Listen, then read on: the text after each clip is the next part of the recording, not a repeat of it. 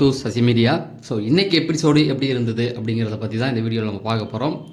வழக்கம் போல் விஜய் சேதுபதி வந்து என்ன பண்ணுவாரோ அதை தான் பண்ணார். இன்றைக்கி ஃபஸ்ட்டு விஷயமும் நடந்தது.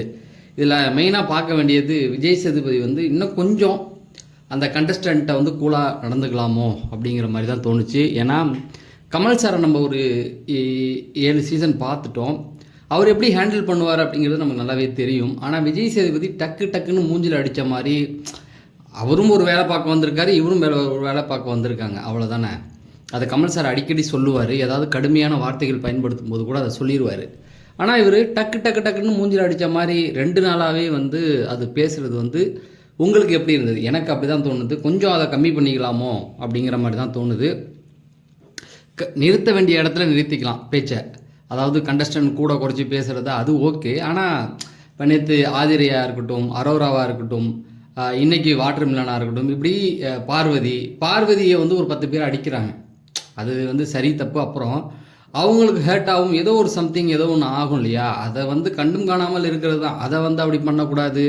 டிசிப்ளின் பற்றி பேசுகிறது, இது வந்து இந்த பிஹேவியர் சரியில்லை அப்படிங்கிறது எல்லாமே வந்து கொஞ்சம் அவர் கம்மி பண்ணிக்கிட்டால் நல்லாயிருக்கும் அப்படிங்கிறது தான். ஏன்னா போன சீசன்லேருந்து வந்து தொடர்ந்து நம்மளும் அடிச்சுக்கிட்டு தான் இருக்கோம் அவரை. ஆனால் அதை அவர் பெருசாக எடுத்துக்கிறது இல்லை அப்படின்னும் பொழுது ஒன்றும் பண்ண முடியாது. ஏன்னா இப்படி அடிக்கும்போது பேசுகிறதுக்கு பயப்படுவாங்க. ஐயோ ஏதாவது சொல்லிடுவாரோ அப்படின்னு பயப்பட ஆரம்பிச்சிருவாங்க. அதுதான். மற்றபடி இன்றைக்கி யூஸ்வலாக எப்படி என்ன நடந்ததுன்னா, அந்த ஆட்டு மந்தை போல் பார்வதியை அடித்தா ஒருத்தவன் அடித்தா எல்லாருமே ஏஞ்சி அடிக்கிறான், மற்றவங்களோட பிரச்சனையே இல்லாத மாதிரி. அதுதான் வந்து ஒரு மாதிரி இருந்தது. எல்லாருமே வந்து ரொம்ப சேஃபாக தான் விளையாண்டுக்கிட்டு இருக்காங்க அப்படிங்கிறது நல்லாவே தெரிஞ்சு. பார்வதி, கமருதீன், வாட்டர் மில்லன், இவங்க 3 பேரை தவிர வேறு எந்த இதுக்குமே பேர் வரல. அப்போ நீங்கள் நல்லா கவனித்து பார்த்தீங்கன்னா, நல்லா பண்ணதுக்குன்னா இவரை தூக்குறாங்க. நம்ம வாட்டர் மில்லனை நல்லா பண்ணல அப்படின்னு பார்த்தீங்கன்னா கமருதீன், இன்னொருத்தவர் வந்து பார்வதி. ஏன் இதில் வந்து இப்போ பிரியா பேரையும் நம்ம சொல்லலாம்ல. பிரியா ஜோ அவங்க நடந்துக்கிட்ட விதையும் சரியில்லை, யாருமே சொல்லலை பாருங்கள். ஈவன் நம்ம இவர் கூட வாட்டர் மில்லன் கூட அவங்க பேரை சொல்லலை. இப்படி ஒவ்வொருத்தவங்களும் இப்போ கமருதீனே வந்தாலும் ஆதிரை கூட நிறைய பிரச்சனைகள் இருந்தது. அதை வந்து கொஞ்சம் அட்ரஸ் பண்ணி அவர் சொல்லியிருக்கலாம். அவருக்கு பர்சனலாக ஒரு பிரச்சனை வந்தது இல்லையா? இப்போ இந்த வாட்டர் பிரச்சனை வந்தது, அதை பற்றி பேசியிருக்கலாம். ஸோ இப்படி நிறைய இருக்குது. ரொம்ப சேஃப் கேமாக விளையாண்ட மாதிரி தான் இருக்குது. இவனுங்க இதுலேருந்து எப்போ வந்து ஓப்பன் அப் ஆகி வெளியில் வருவாங்க அப்படிங்கிறது தெரியல. அது ஒன்று. அதுக்கப்புறமேட்டுக்கு நம்ம வாட்டர் மில்லனுக்கு ஒரு அங்கீகாரம் கிடைச்சிது. ஏன்னா கடந்த ஒரு வாரம் இந்த ஷோ நடந்திருக்கு அப்படின்னா அவரை வச்சு தான். அவர் தான் 3 நாள் நல்லா கண்டென்ட் கொடுத்தாரு. அதுக்கப்புறமேட்டுக்கு ரொம்ப ஓரளவுக்கு காமெடியாகவும் கொண்டு போகிறாரு. ஸோ அதனால் அவருக்கு உரிய அங்கீகாரம் கிடைச்சது. இப்போ அவருக்கு வெளியில் செல்வாக்கு ஏறி இருக்குது அப்படிங்கிறத புரிஞ்சுக்கிட்டாங்க. இதில் இன்னொரு விஷயம், அந்த விஜய் சேதுபதி பிரேக் விட்டு போனதுக்கப்புறம் கனி, பிரவீன் இவங்கெல்லாம் உட்காந்து பேசிக்கிட்டு இருந்தாங்கல்ல, ஆதிரைலாம். அப்போ அந்த எஃப்ஜியை படுத்திருந்தான் பாருங்க கனி மேலே. ஏதோ அது பார்க்கவே ஒரு மாதிரி இருந்தது. ஏடா அது இதெல்லாம் காட்டுவாங்களே, இப்படியா படுத்திருக்குது. அவர் கனிமடியில் படுத்திருக்காரு, இந்த பக்கம் ஆதிரை. என்னங்கடா இது? ஒரு நாகரிகம் கிடையாது இப்படியா அது பண்ணுறது? அதுவும் அந்த ஷோபாலேயே கண்டிப்பாக அதை காட்டுவாங்கன்னு கூட அவங்களுக்கு தெரியல. ஸோ அந்த மாதிரியான விஷயங்கள்லாம் வந்து ஒரு மாதிரி இருந்தது. அதை சொல்லலாம். அதுக்கப்புறமேட்டுக்கு வந்து பிரவீன் காந்தி யார் போவா அப்படின்னு கேட்கும் பொழுது அதுலேயுமே வந்து இவங்களால கெஸ் பண்ண முடியல பாருங்களேன். ஆனால் விஜய் சேதுபதியோடைய அந்த மூவ் வந்து கரெக்டாக இருந்தது. அவர் வந்து சேவ் பண்ண விதம், நான் நினச்சேன் வாட்டர் மில்லனை தான் சேவ் பண்ணுவார் அப்படின்னு. பட் வாட்டர் மில்லனை அந்த ஆர்டரை வந்து அவர் அப்படியே மாற்றிட்டார். போன வாட்டிலேருந்து அவர் மாற்றிட்டார். கமல் சார் கூட ஒரு 7 சீசன் அதை ஃபாலோ பண்ணார். 7வது சீசனில் தான் கொஞ்சம் மாற்றினார். அதுவும் வந்து அந்த பிபி டீம் வந்து சொல்லி அனுப்புவாங்க, இது பண்ணக்கூடாது அது பண்ணக்கூடாது அப்படிங்கிற மாதிரி சொல்லி அனுப்புவாங்க. அதை தான் அவர் பண்ணுவார். ஆனால் இப்போ என்ன ஆச்சு அப்படின்னு பார்த்தீங்கன்னா, யார் போவாங்க அப்படின்னு நினைக்கும் பொழுது அதில் வந்து எல்லாருமே அப்சரா பேரை சொல்லும் பொழுது அவங்கள ஃபஸ்ட்டு சேவ் பண்ண விதம் ரொம்ப சூப்பராகவே இருந்தது. அதுதான் இந்த கேமை வந்து அவங்கள கன்ஃபியூஸ் பண்ணிவிடும். ஏன்னா வாட்டர் மில்லனை பண்ணாமல் இவங்கள பண்ணிட்டாரு அப்படின்ற மாதிரி. ஆனால் நிறைய பேருக்கு தோணுது வந்து பிரவீன் காந்தி போவார் அப்படிங்கிறது தான். ஏன்னா அந்த வீட்டில் இருக்கவங்களுக்கு இது புரியலை அப்படின்னும் பொழுது இதுவே அவனுக்கு கேமை வந்து இன்னும் அவங்க வந்து கணிக்கலை அப்படிங்கிறத நல்லா வெளிப்படுத்துது. சரி, இது போனதுக்கு அப்புறமேட்டுக்கு இன்னொரு நல்ல விஷயம் பண்ணார் அப்படின்னா, கலை அவர்களை வந்து பாராட்டின விதம். தெரிஞ்சோ தெரியாமலோ நிறைய தப்புகள் அவருக்கு வெளியில் இருக்குது. அதை அவர் மாற்ற நினைக்கிறார் அப்படிங்கும் பொழுது விஜய் சேதுபதியும் அதுக்கு ஹெல்ப் பண்ணுற அந்த விதம் அது வந்து நல்லாவே இருந்தது. அவருக்கு கைத்தட்ட சொன்ன விதமும், கமருதீன் சொல்லும் பொழுது கைத்தட்ட சொன்ன விதமும் அதுக்கப்புறமேட்டுக்கு பார்த்தீங்க அப்படின்னா அவர் அந்த திருக்குறள் சொல்ல வச்சார்ல, கலையரசனுக்கு இப்படி ஒரு திறமை இருக்கா அப்படின்னு நம்மளை வியக்க வைக்கிற மாதிரி இருந்தது அந்த ஒரு இடம். அதுவும் வந்து எனக்கு ரொம்ப பிடிச்சிருந்தது. அதுக்கப்புறமேட்டுக்கு வந்து பார்த்தீங்க அப்படின்னா இன்னொரு முக்கியமான விஷயம், கலையரசன் பேசின அந்த ஒரு விதம் அது ரொம்ப நல்லாவே இருந்தது. கமருதீனை பற்றி சொன்ன விதமாக இருக்கட்டும், ஒருத்தவங்க கிட்ட ஒரு விஷயத்தை எப்படி சொல்லணுமோ அதை அழகாகவே சொன்னார்.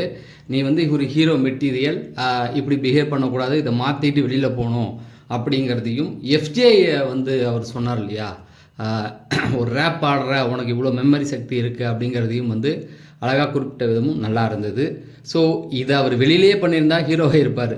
ஆனால் அது வீட்டுக்குள்ளே வந்து ஓகே, அதை இப்போயாவது சரி தெரிஞ்சுக்கிட்டாரு. ஆனால் இருக்கிறது கையில் ஒரே ஒரு வாரம் தான் அவருக்கு. ஏன்னா அடுத்த வாட்டி நாமினேஷனில் அவர் வரமாட்டார்னு நினைக்கிறேன். ஏன்னா வீட்டுக்குள்ளே யாருமே வந்து பெருசாக பெரிய பிரச்சனை இல்லை. வந்தாருன்னா அவருக்கு வந்து ஓட்டுகள் கம்மி. ஏன்னா கடைசி இடத்துல அவர் இருக்கார் இந்த வாரத்திலேயே பார்த்தீங்க அப்படின்னா.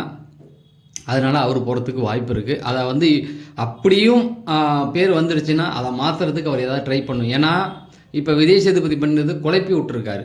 கலையரசனையும் அப்சராவையும் வந்து லீடிங்கில் தான் இருந்தாங்க. லீடிங்கில் இல்லை, ஓட்டு வந்து ரொம்ப கம்மியாக இருந்தது.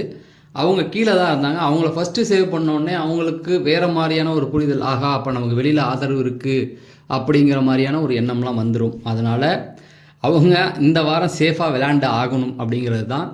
அதே சமயத்தில் விஜே பார்வதி அவனை வந்து எல்லாருமே அடிச்சிட்டாங்க. அவங்களுக்கு இதை எப்படி எடுத்துக்க போகிறாங்க அப்படிங்கிறது தான் அவங்களுடைய கேம். இந்த வாரம் வந்து அதை சரியாக யூஸ் பண்ணிக்கிட்டாங்கன்னா ஒரு பெரிய அளவு அவங்கள்ட்ட ஒரு மாற்றம் வந்துச்சுன்னா அவங்க இன்னும் ஒரு 90 நாள் வரைக்கும் இந்த வீட்டுக்குள்ளே இருந்துருவாங்க. ஆனால் அவங்க வந்து இப்போ என்னென்னா, ஆடியன்ஸ் அவங்க குற்றச்சாட்டுக்களை சொல்லும் பொழுது எல்லாருமே கைத்தறிட்டாங்க. அவங்களுக்கு புரிஞ்சு போச்சு, வெளியில் நமக்கு நெகட்டிவாக பேர் போயிடுச்சு, நம்ம இது பண்ணது தப்புன்னு அவங்களுக்கு தெரிஞ்சு போச்சு. அதனால் அவங்க வந்து இதை எப்படி எடுத்துக்கிறாங்கன்னு இதை காண்டாக வச்சுக்கிட்டு, ஏன்னா அவங்களுடைய கேரக்டர் எப்படின்னா ஒருத்தவங்களை தொடர்ந்து போய் அடிச்சுக்கிட்டே இருக்காங்க இல்லையா, அதை இந்த வாரம் பண்ணாமல் சரி எங்கெங்கே அடக்கி வாசிக்கணுமோ அதையும் வந்து சேஃப் கேம் விளாண்டாங்க அப்படின்னு சொல்லுவாங்க. ஆனால் அதை மைண்டில் வச்சுக்காமல் அவங்க வந்து ஓரளவுக்கு நல்லா கேம் விளாண்டாங்கன்னா அவங்க கேம் வந்து இம்ப்ரூவ் ஆகி வேறு இடத்துக்கு போயிடுவாங்க. அதை எப்படி பண்ண போகிறாங்கன்னு தெரியல. அதுதான் வந்து விஜே பார்வதி தான் 2 நாளாகவே அவங்கள தான் போட்டு துவச்சிக்கிட்டு இருக்காங்க. ஃபஸ்ட்டு வீக்கே அடிபட்டது அவங்க தான் அப்படிங்கிறது. அதுக்கப்புறமேட்டுக்கு வந்து பார்த்திங்கன்னா கமருதீனும் அவரை வந்து ஸ்போர்ட்டிவாக எடுத்துக்கிட்டார். எதுவுமே வந்து பெருசாக மைண்டில் வச்சுக்கல. இதில் பார்த்தீங்கன்னா அவருக்கும் சவரிக்கும் ஒரு நல்ல புரிதல் இருக்குன்னு நினச்சிக்கிட்டு இருந்தோம். ஆனால் 2 பேருமே வந்து போட்டு இந்த வாரம் வந்து அடிச்சுக்கிட்டாங்க. அந்த நேற்றே வந்து அதெல்லாம் இருந்தது.